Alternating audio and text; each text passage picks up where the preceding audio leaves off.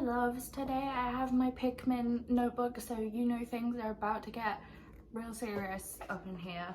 I dropped my bookmark. How cute is this? It's so adorable. Anyways, I can't find the page. Okay. We're here, we're ready, we're queer. Let's go. Today, I want to talk to you about BPD coping skills, because if you have BPD or suspect that you have BPD, you know that it's a very hard thing to cope with, and we need skills to live every single day with this. This loop in my hair is driving me nuts. Oh my god, I'm gonna go back to the sideboard. I think I've gotten pretty good at working with my BPD and finding coping skills for it, and I feel like I'm too low down right now, so we're gonna is this better? It's really uncomfortable, but one of the a good coping mechanism for me, I have found, is listening to music that is the opposite of my mood. Okay, I'm sorry, I'm gonna have to be low down because this is so dreadfully uncomfortable. This is better.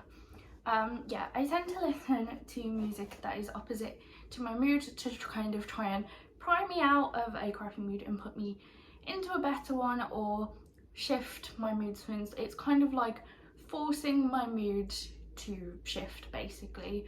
I try to trigger myself into more positive moods out of negative ones. So if I'm having, like, I'm very sad and I can't get out of bed, I have a playlist that is specifically songs that cheer me up and make me happy, to try and adjust that mood a little bit. And it's not something that you can just kind of shove on and listen to and it's like, yay, I'm happy. It's something that you have to really have a connection to these songs, and you focus on the lyrics, and you have to force yourself to sing these lyrics, as hard as it feels, because you just want to sob and cry on the floor and stay in a barista all day. Like, you have to force yourself to be in tune with this music, and it doesn't work for everyone and it doesn't work all of the time, but that is one thing that I found that helps. I find if I'm struggling really bad with impulsivity and rage, I need to do something that completely occupies my mind and I cannot possibly think of anything else at all. So for me, that's like playing Overwatch, Smite, games that have my complete interest and I don't have time to think about anything else. I don't really know what other activities this could be for other people. Maybe it could be like a form of exercise, or just something, just an intense activity that still keeps you safe, basically. So games is that for me, until people piss me off in the games, and then I stop focusing on the games and then I rage at the people, but we'll ignore that. This one is harder than it sounds, and it is tell somebody that you trust the state of mind that you're in, and if you think there is any way they can help, ask them if they could do that for you. This is very hard because it's hard to ask people for things. It's hard to know who to trust, especially if you're dealing with splitting and you're dissociating and you want to be alone. It's very hard to confide in people.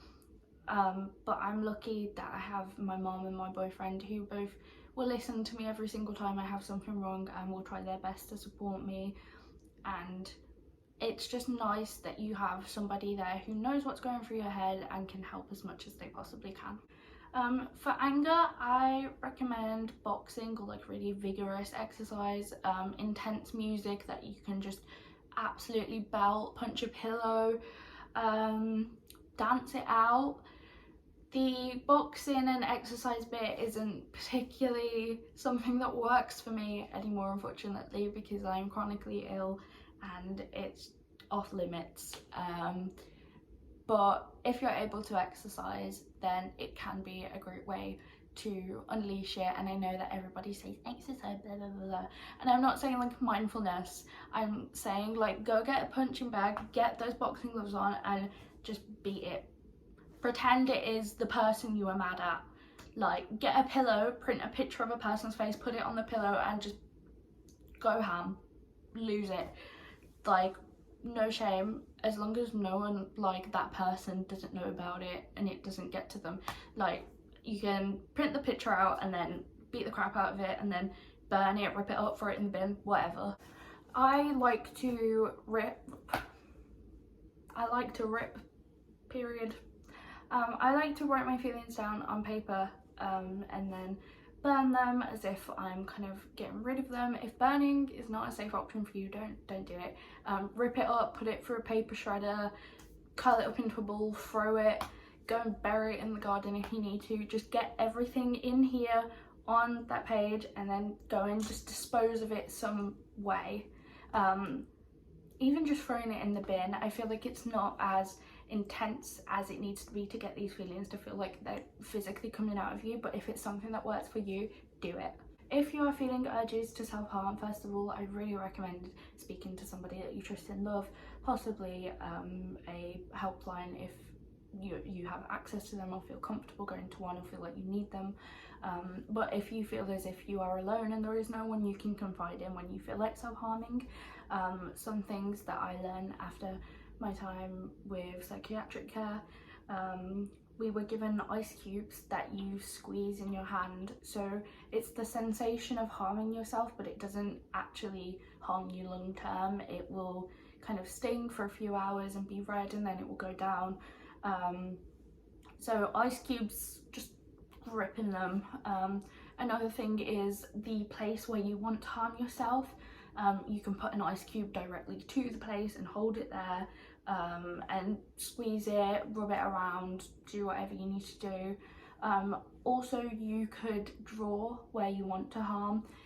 Get like a red pen and draw whatever you would do to yourself on your body, and it's like the action of doing it without feeling the pain. And I know that it's hard and it doesn't really compare to that release, but it's kind of like you're doing the action without actually harming yourself. And the last I want to recommend is to make a self-harm / crisis box.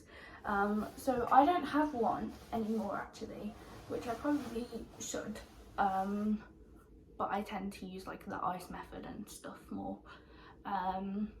So what I did for a good 2 years, I had a self-harm box. In this I put sensory things, stuff that distracted me, kept me busy.